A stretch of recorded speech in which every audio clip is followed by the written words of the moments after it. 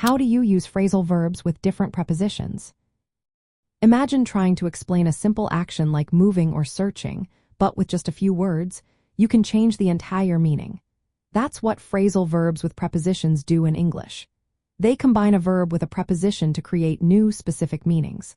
For example, when you hear look up, it means to search for information. But look after means to take care of someone or something. The key is understanding how the preposition changes the meaning of the verb. Phrasal verbs are made up of a verb plus a particle, which can be an adverb or a preposition. Sometimes there are two particles involved, making a three-part phrase. For example, put up with has a preposition and an adverb, and it means to tolerate or endure something. The preposition in these phrases is not just there by chance. It is part of the phrase and changes what the verb means. There are two main types of these verbs. The first is two-part phrasal verbs like run into or pick up. These are easier to understand because they have only a verb and one particle.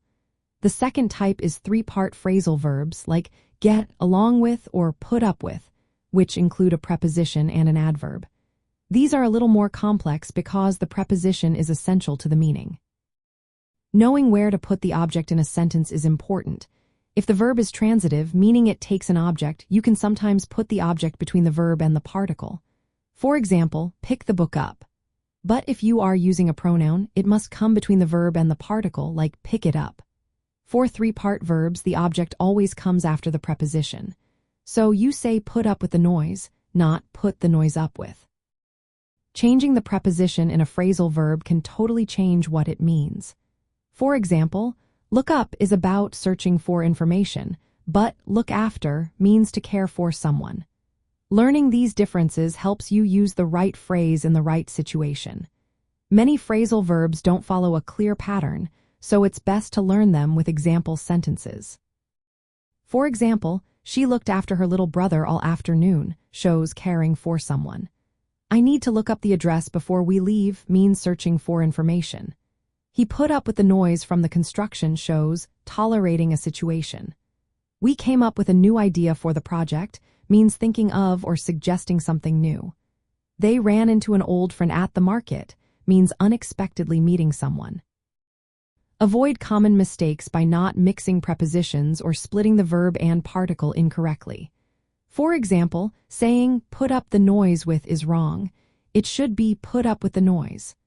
Also, remember that the object placement depends on whether the verb is separable or not. Phrasal verbs with prepositions come from Old English, where verbs combined with particles to express direction or action. Over time, these combinations became idiomatic, meaning their meanings are not always obvious from the words alone. The prepositions in these phrases are not just about space or location. They carry specific meanings that you need to learn. Getting comfortable with these verbs takes practice.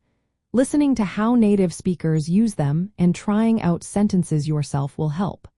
Remember, the preposition is part of the phrase and changes the meaning, so pay attention to the words that follow the verb.